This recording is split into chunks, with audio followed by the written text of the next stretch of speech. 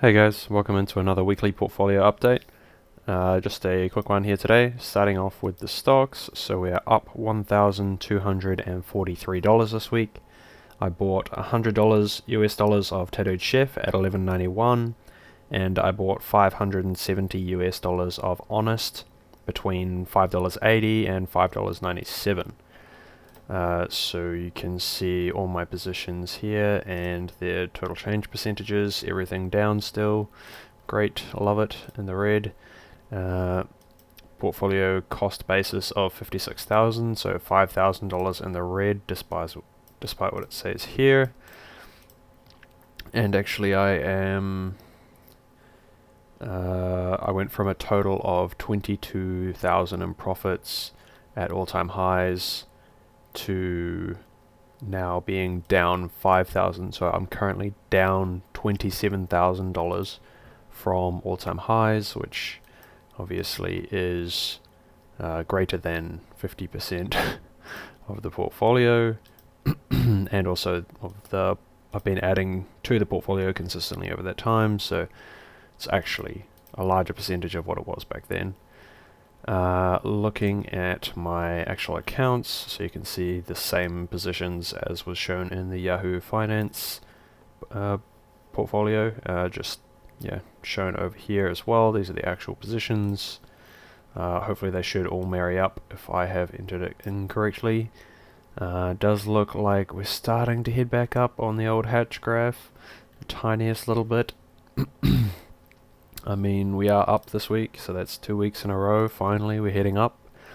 So a little bit interesting in the indexes this week. We've had negative move, about 2% in the S&P 500 and just over 2% in the Nasdaq, but the Russell is up 1.4% in the week, so we're kind of seeing a bit of disparity in the small caps.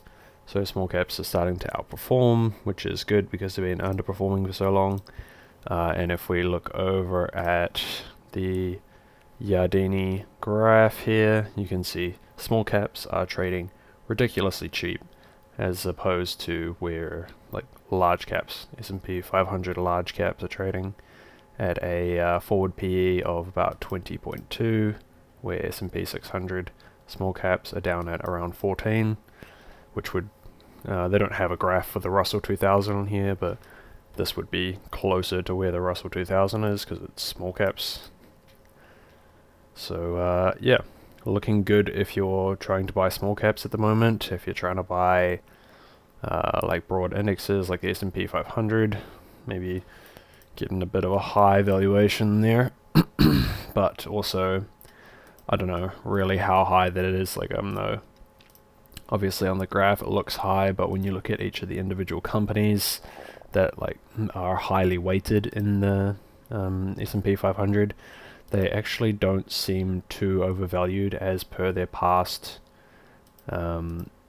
valuations. So like a lot of the large tech companies within the S&P 500, like Apple or Amazon, usually demand a high forward PE, so it's a bit iffy as to how overvalued it is. It's quite different from what it's been in the past. Usually the three indexes, or these three here, are quite close in valuation. If you overlay these three graphs, they usually trade fairly close. I mean, they all start and finish at the same numbers here, like they start at 8 and finish at 24. You can see they're all quite like close together, like almost at the bottom of the graph there, or pretty much touching there, and almost at the bottom there. But then, you know, getting to current times, we've got small caps all the way down here, with large caps all the way up here at around 20, at around 14 with small caps. So quite a disparity. It will be interesting to see how long it takes for that to level off, or even if it levels off. Presumably it will eventually.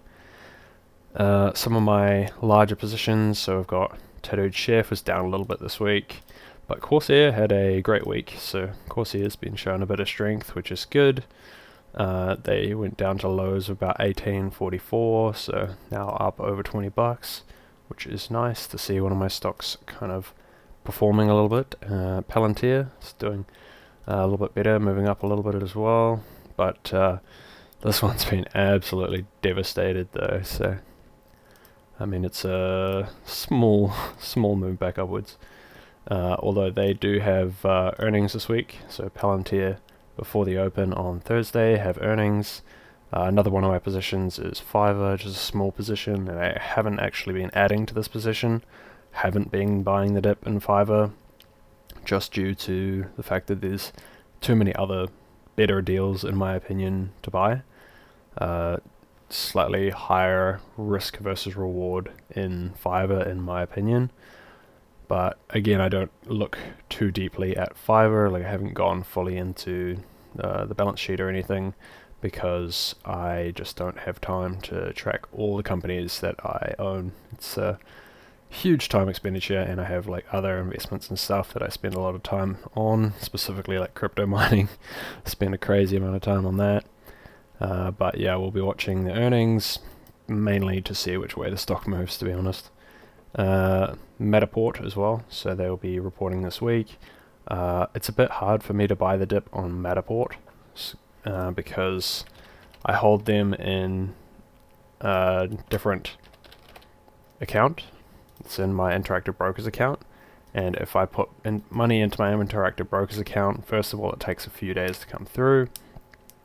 Second, I only want to buy Planet 13 and Matterport in that account, so I have to kind of plan it a few days out that I want to buy one of those stocks, and then specifically transfer the money. And generally I prefer putting the money into my Sharesies account, where I can buy the dip on Corsair or Honest or Palantir or Tattooed Chef, Small Direct Club, or even like Stitch Fix, SPCE, like any of my stocks that are like massively down. But yeah, with Interactive Brokers I don't want to go doubling up on positions and buying the same stocks in there, especially because I don't quite understand their fee structure the same as I do with Hatch and Sharesies. Interactive Brokers is a bit more difficult to understand. Yeah, Matterport quite far down since November, 76% down. So yeah, that's pretty hectic.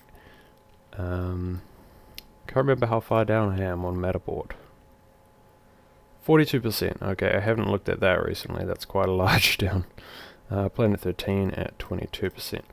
I don't check that portfolio very much, so don't really keep up to date with it.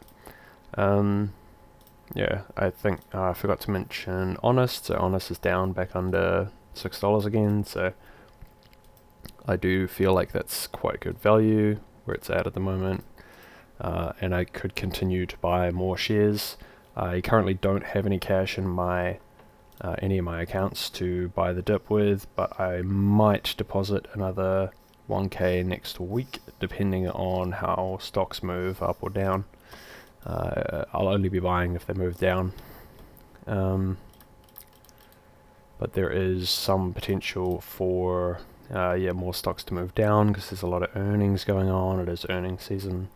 So yeah, some of these stocks could be moving down over the next week, or they could be shooting up, who knows. Stands to be seen. Yeah, that's pretty much it for stocks. Over to crypto. So crypto, we're down around $620 this week, or thereabouts. Not a whole lot really. The week before was like a fairly decent upwards move, and then we just kind of lost some of that move, and then it's just kind of been bouncing around. So Ethereum is my more important one. It's at 2,900, which isn't too bad, and it's important because I mine it. So I've got 0.17 Ethereum that I've mined in here.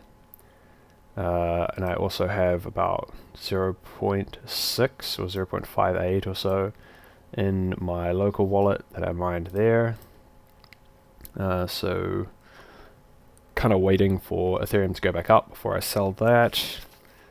So yeah, probably around Ethereum 4K or something. I'd be looking at selling that. Probably not at Ethereum 3K.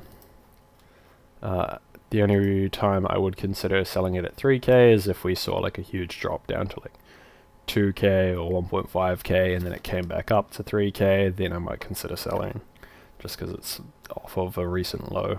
But I kind of want to get the best value for the crypto that I sell from mining, because it has to go towards paying off the rigs, and if I sell it low, paper hand it, it's not really convenient. It'd take me forever to pay off my rigs, or a lot longer to pay off my rigs if I sold the crypto as I went, as opposed to saving it up to when I think crypto's at a good price. The only other things I have left to mention is my house, 620k valuation, no change. I have noticed that there's some houses down my street getting sold for well above the estimates, just because there's some developers coming in and trying to develop properties. I don't really think that'll have an effect on my property though, because it's a cross lease. The only time it would have an effect is if they were looking at buying the rear property as well, but probably not going to happen. But yeah, I've seen houses go for as much as like 300k above the estimates, simply for their development potential. And the last thing I have left to mention is my net worth is now 308k. It's up 2k from last week. Pretty insignificant move, but yeah, I thought I'd mention it every week. So yeah, that's pretty much all I got. Thanks for watching. Have a great day. See ya.